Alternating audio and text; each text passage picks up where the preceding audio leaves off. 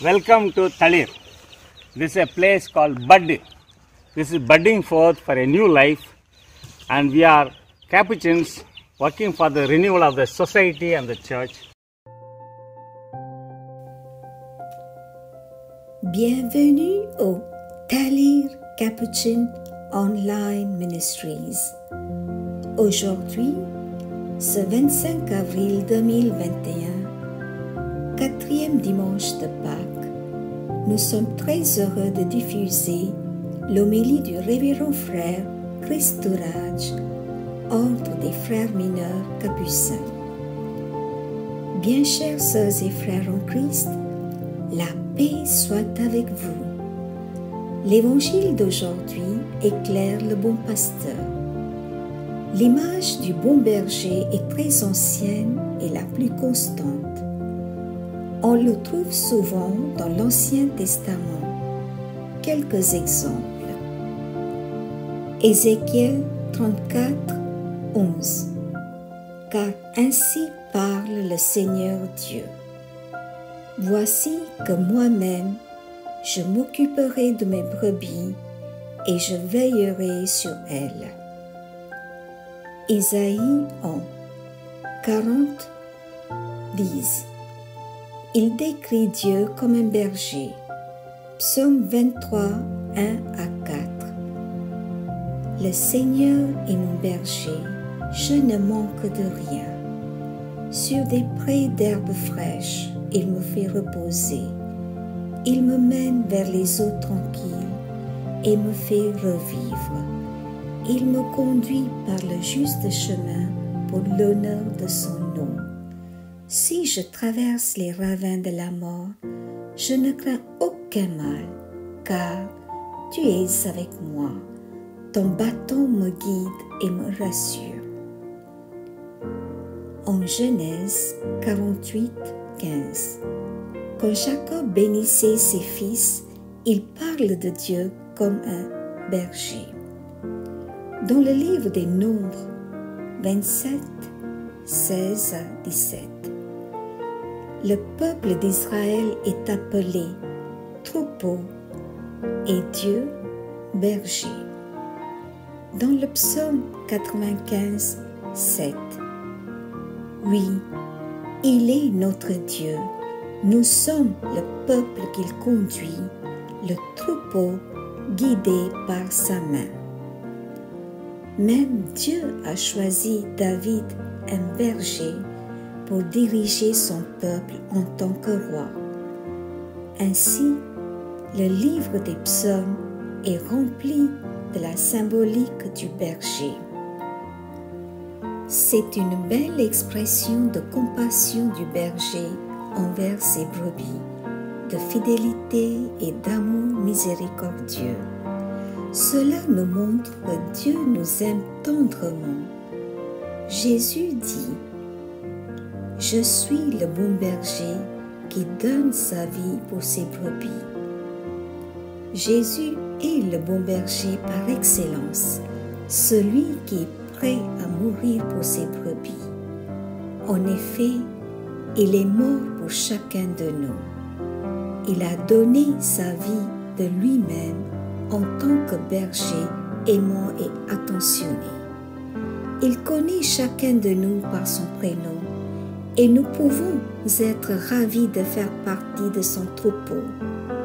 Aujourd'hui, nous prions et rendons grâce pour les nombreux bergers que Jésus a inspirés dans l'Église.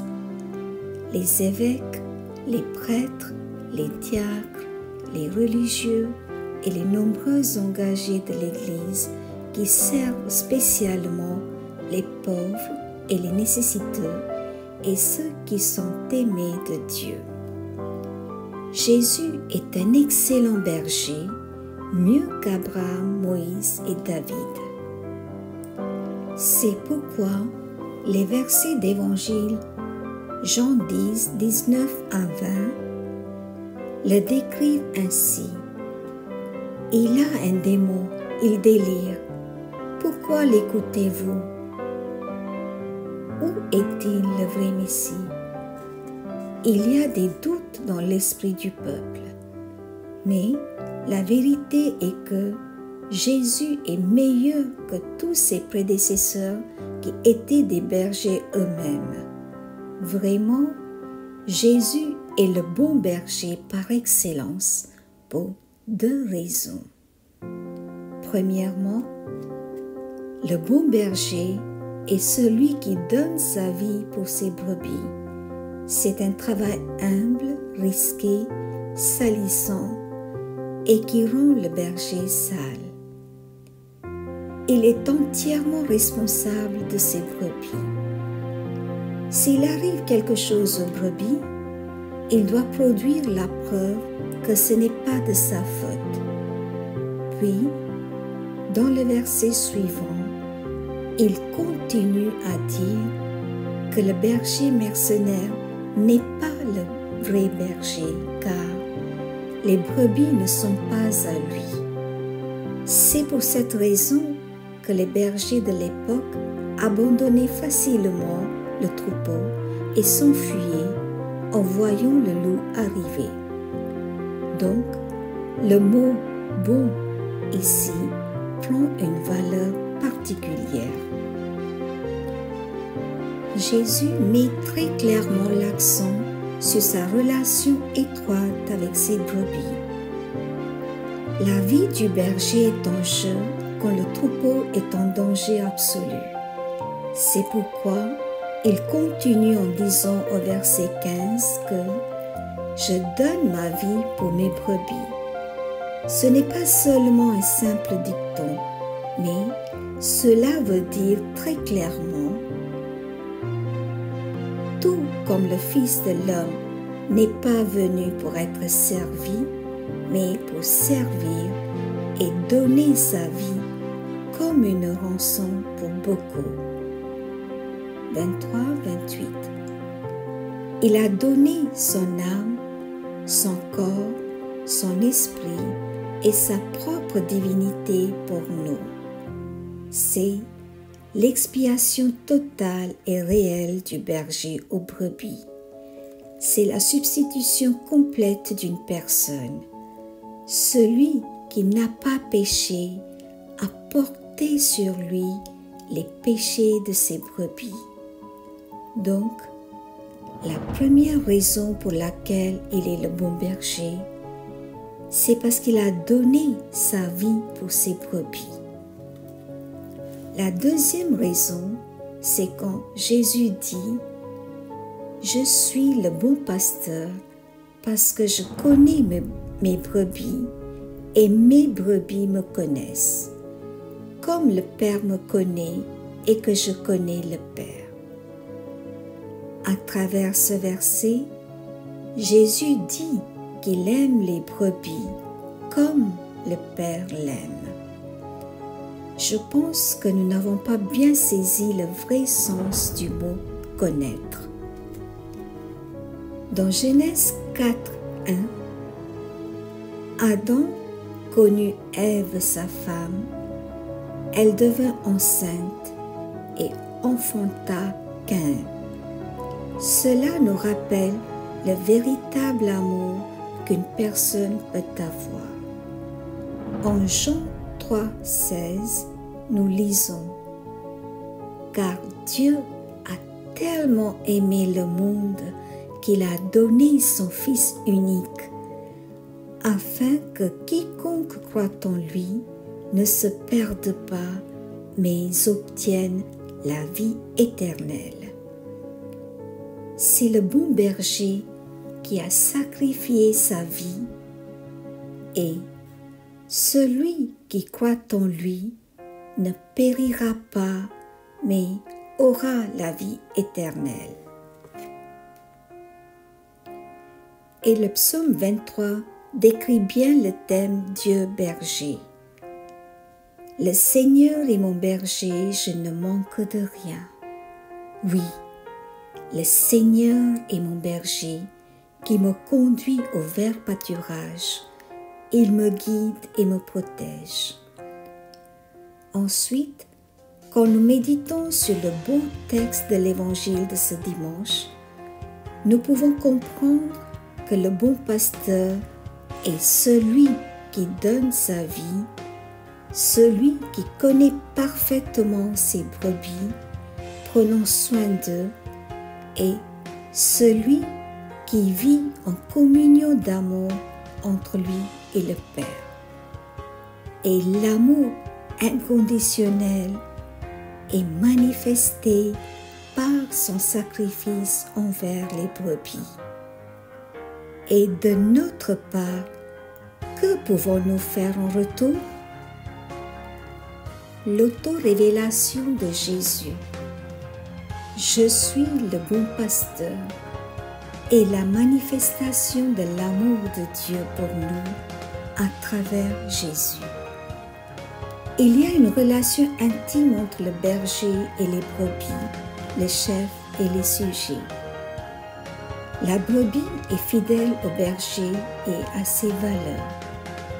Le désir de Jésus est de faire une communauté où les valeurs humaines et la dignité humaine sont restaurées. Et les enfants de Dieu jouissent de l'égalité, de la justice et de la liberté sous un leader qui peut inspirer et guider la communauté pour atteindre son but ultime. Dans le contexte actuel, lorsque la violence et la haine sont répandues et que la dignité humaine est en jeu, un bon leader est le besoin de l'heure. Jésus nous invite à devenir des bergers désintéressés et à contribuer à la construction d'une communauté aimante et aimable, même au prix de notre vie. En première lecture, Pierre, rempli de l'Esprit Saint, présente avec audace Jésus le Messie, comme le bon pasteur au scribe, l'élite instruite. L'état d'esprit du bon pasteur de Jésus devient très clair dans la parabole de la brebis perdue.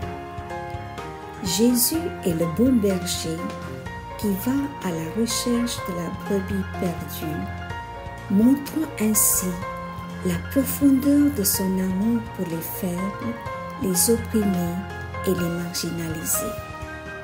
Malheureusement, nous avons tendance à négliger certains comme indésirables. D'un côté, nous adorons Jésus comme le bon pasteur, tandis que de l'autre côté, nous opprimons les pauvres et les faibles. Donner sa vie pour ses amis et pour les brebis, c'est pratiquement dépenser notre énergie et notre temps pour ceux qui ont besoin de nous. À notre tour, nous devenons bergers pour l'autre. Cela nous appelle à être serviteurs de tous, laver les pieds des autres et être au service des autres. Aujourd'hui, Journée mondiale de prière pour les vocations. Prions pour que Dieu accorde une véritable vocation au sacerdoce à ceux qui ont une préoccupation particulière pour le moins, le perdu et le dernier. Amen. Bien chers sœurs et frères en Christ, un petit rappel pour prier la prière de 5 minutes tous les vendredis pendant 5 minutes de 20h à 20h05. Pendant ce temps, priez pour vos intentions. Souvenez-vous de 2 ou 3 personnes qui viennent à votre esprit et priez pour elles pendant 1 semaine. Plus tard, vous pouvez les appeler pour les rassurer et les soutenir. Prions pour les intentions suivantes. Avec gratitude et reconnaissance, confions-les au Seigneur par l'intercession de la Sainte Vierge Marie. Seigneur Jésus, nous prions pour tous ceux qui écoutent ce message. Que ta main de bénédiction et de protection soit sur nous. Rendons grâce à Dieu pour la guérison de Léna, que le Seigneur la garde sous sa haute protection. Confions au Seigneur toutes les personnes souffrantes, atteintes du Covid-19 et hospitalisées. Que le Seigneur les visite maintenant et pose sa main de guérison sur chacun d'eux. Prions pour le corps médical, les médecins, les infirmiers, les soignants, les bénévoles et tous ceux qui œuvrent pendant cette pandémie. Que le Seigneur les soulage, fortifie et les restaure, et que tous les membres de leur famille soient bénis et fortifiés également. Confions au Seigneur tous les couples qui traversent une phase difficile. Prions pour les couples qui travaillent dans le milieu médical et qui sont épuisés et dépassés par les événements. Que notre Dieu d'amour les fortifie et qu'il fasse couler son fleuve d'amour sur chacun d'eux. Qu'il les aide à mener leur mission et leur vie du couple dans la paix. Prions pour les étudiants qui n'arrivent pas à s'adapter à la situation actuelle et continuer leurs études par manque de matériel et outils de travail. Qu'ils puissent trouver aide et accompagnement. Prions pour nos aînés, les malades, les affamés, les démunis et les affligés. Que le Seigneur leur envoie des frères et sœurs pour tendre une main fraternelle qui les soulage et les réconforte. Confions au Seigneur tous les enseignants qui assurent difficilement la continuité pédagogique de nos enfants. Que notre Dieu de miséricorde les bénisse et les fortifie. Prions pour Gwendy, son compagnon et leur bébé. Que le Seigneur les bénisse et les garde unis dans son amour. Prions pour ceux qui souffrent d'Alzheimer, de Parkinson, du cancer et d'une lourde pathologie. Que le Seigneur leur accorde la guérison, réconfort et soulagement. Prions pour la guérison de Maïka, Manuel, Marc-Antoine, Isabelle, Sonia, Joanne et Zahira. Prions pour les victimes du coronavirus. Prions pour le repos de l'âme de Monsieur Marianne Théodore, décédé à Singapour le 19 avril. Prions pour le repos de l'âme de Monsieur Marie, décédé en France le 20 avril. Prions pour le repos de l'âme de Monsieur Lasanté François. Prions pour les fidèles défunts de cette semaine et pour les âmes du purgatoire. Que les âmes des fidèles trépassés reposent en paix par la miséricorde de Dieu. Amen. Prions ensemble la prière pour toutes les vocations. Seigneur, nous te rendons grâce pour ton appel à la vie, à l'amitié avec toi, à la sainteté. Fais de nous des hommes et des femmes qui s'approprient la fragilité des autres, qui ne permettent pas qu'émerge une société d'exclusion, mais qui se font proches. Donne-nous le témoignage d'amour de couples confiants en ta présence et fortifiés dans le lien du mariage. Accorde-leur de construire une famille unie, missionnaire, pleine de foi et attentive aux besoins des autres. Donne à notre monde les prêtres dont il a besoin, témoins de ta parole et de ta présence dans les sacrements. Accorde-nous des diacres permanents, passionnés de l'Évangile et au service de leurs frères. Donne au monde les consacrés. religieux, religieuses, ermites, vierges consacrées, qui, dans la prière et l'engagement, sauront être acteurs d'une transformation de la société dans l'amour.